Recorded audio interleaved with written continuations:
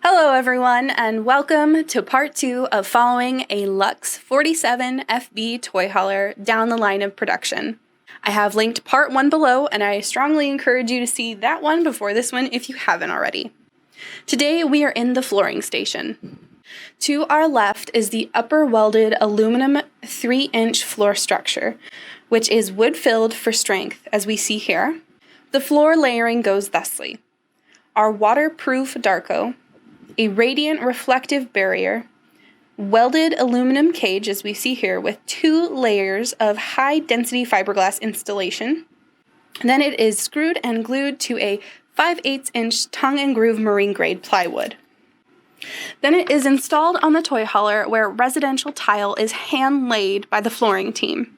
A unique thing about the toy haulers is, for the garage portion, standard is a rubber diamond flooring.